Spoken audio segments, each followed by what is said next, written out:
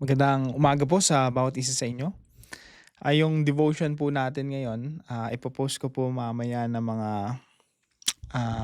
siguro mga 11 AM medyo, matatagalan po 'no.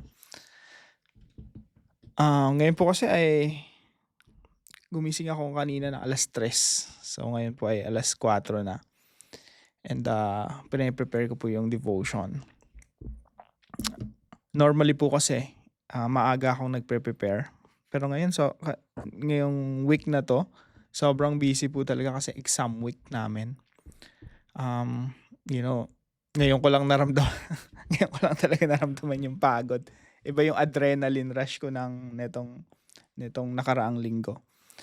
So, salamat sa Panginoon nakatapos na ako ng exam. Ah, Talagang nararamdaman ko yung biyaya ng Diyos 'no, at, salamat sa Panginoon sa kanyang tulong. Yung kanyang mayamang biyaya nararamdaman ko lalo na, marami sa atin ay nakakasama ko sa panalangin 'no, na pinagpe-pray po tayo. So, thank you po sa inyo. At, ngayon po yung devotion natin, mamaya-maya po no yung process po kasi ng devotion natin ngayon iba na. Dati po nung, update ko na lang rin po kayo 'no. Dati po yung devotion natin, ako lang mag-isa yung gumagawa ta's mabilis. Kasi yun yung kaya ko, na I can do the devotion ta's mabilis na editing.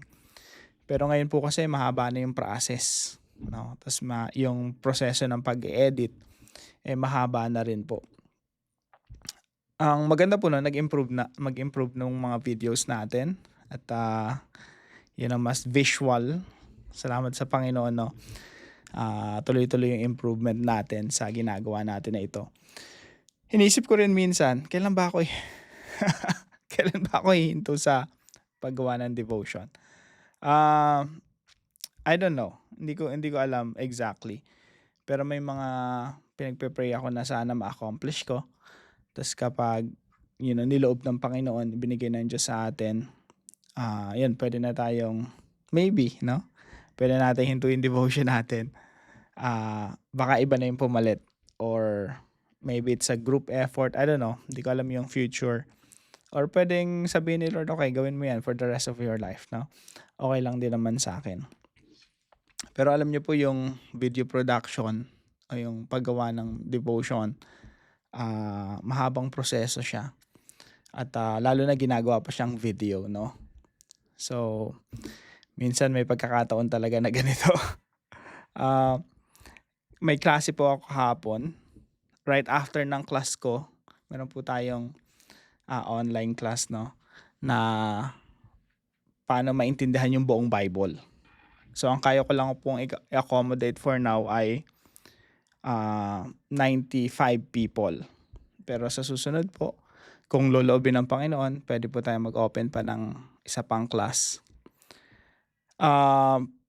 Tingnan natin po yung schedule 'no, pero so far yun lang po muna. Kung gusto niyo pong mag-enroll, puwede po kayong mag-enroll, pero nasa waiting list po. So, hindi pa po sure kung kailan po yung date, pero puwede na pong mag-enroll. So, ayan, right after nung class, tulog ako diretso. Pero inisip ko dapat tulog ko mga 30 minutes lang. Tapos, magpo-proceed na ako sa devotion natin. Anyway, nagtuloy-tuloy yung tulog ko hanggang 3:00, hanggang kanina 3:00.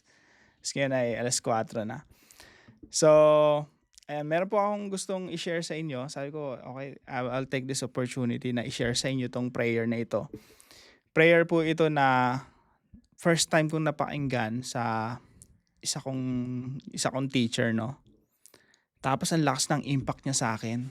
Sabi ko, kailangan ko yung ganitong panalangin, and gusto ko siyang i-share sa inyo. Galing po ito sa isang priest, si Cardinal Mary Del Val. Tapos yung prayer po na ito ay patungkol sa humility. So, babasahin ko po yung panalangin at, nawa maging panalangin po natin itong lahat. So ito po ay naka-translate na sa Tagalog 'no. Very powerful. Basta po ipanalangin natin na mula sa ating mga puso. This is a prayer of humility. Recently, iniisip ko na bago natin ipanalangin yung panalangin na to. Recently, iniisip ko, sabi ko, ang dami kong binabasa. Araw-araw, basa ako ng basa ng libro. Lalo na pag exam week, no? Mga 12 hours, 13 hours. But normally, mga 8 to 10 hours lang a day. Tapos hindi mo lang siya babasahin, unawain mong mabuti, tapos kailangan ma-memorize po pa yung maraming bagay doon sa binabasa mo. Sabi ko, pag ako, no, just in case lang, no, I don't know the future. Let's say, na-aksidente ko, no? Tapos sabi ko, lahat ng minemorize ko, lahat ng inaral ko, nasa isip ko lang. Tapos, you know, medyo ano lang pasintabi sa mga kumakain. Sasabog lang dyan sa kalsada yung utak ko. Sabi ko, sayang naman lahat ng paghihirap ko na aralin tong mga bagay na to. Hindi ko pa na i-share or, nagagamit. Tapos, andun lang sa kalsada, walang value. Wawalisin lang ng ibang tao, lalagay sa dustpan. Tapos tatapon na, no? Sabi ko sa Panginoon, Lord, talaga, I am nothing. I am nobody.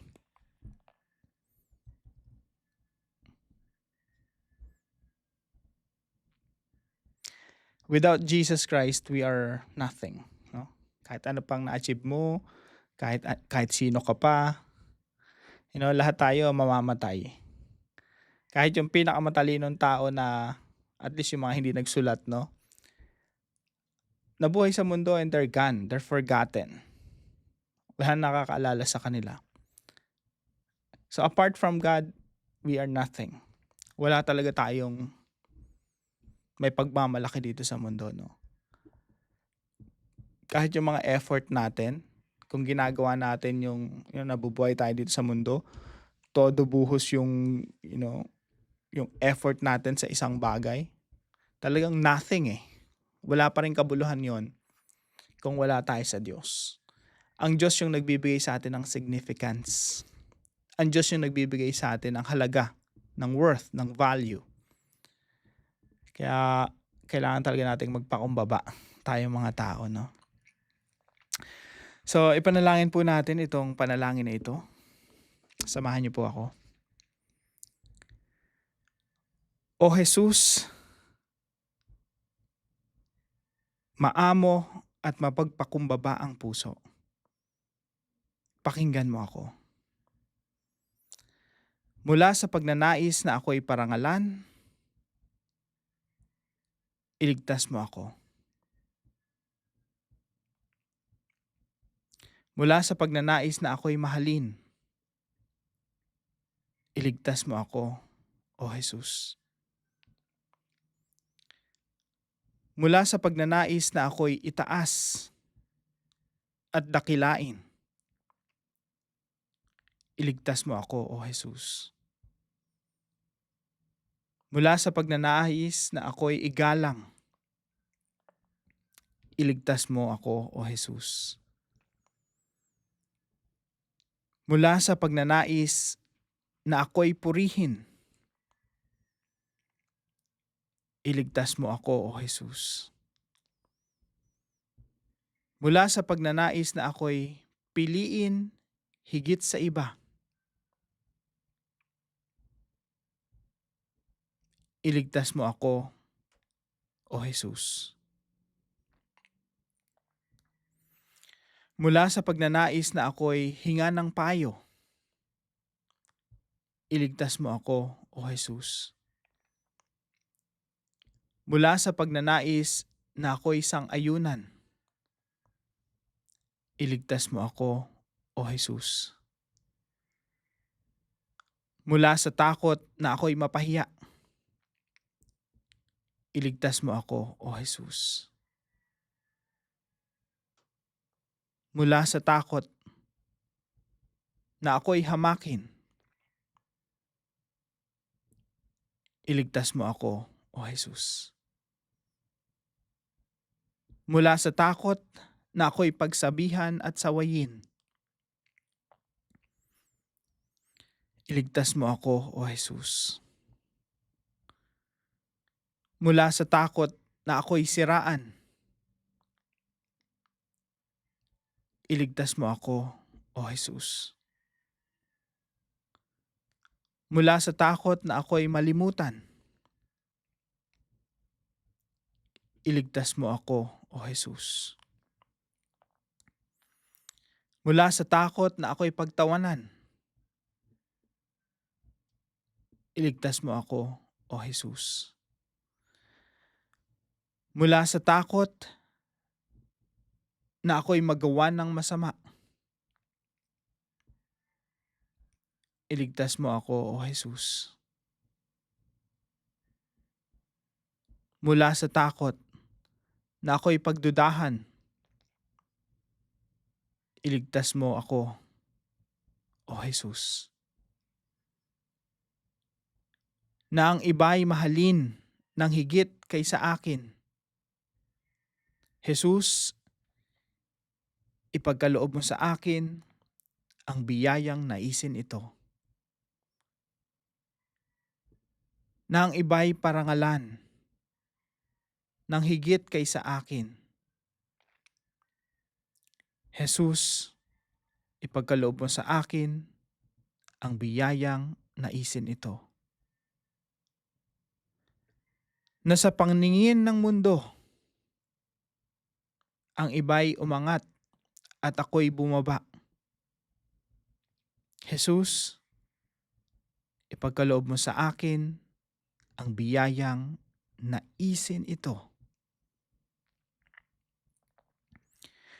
Na ang iba'y piliin at ako'y isang tabi. Jesus, ipagkaloob mo sa akin ang biyayang naisin ito. Na ang iba'y purihin at ako'y manatiling hindi napapansin. Jesus, ipagkaloob mo sa akin ang biyayang naisin ito. Na ang iba'y piliin higit sa akin sa lahat ng bagay. Jesus, ipagkaloob mo sa akin ang biyayang naisin ito. Na ang iba'y maging higit na banal kaysa akin. Basta't ako'y maging banal ayon sa nararapat sa akin. Jesus, ipagkaloob mo sa akin ang biyayang naisin ito. Amen and amen. Nawa po ito po ay maging panalangin ng ating mga puso.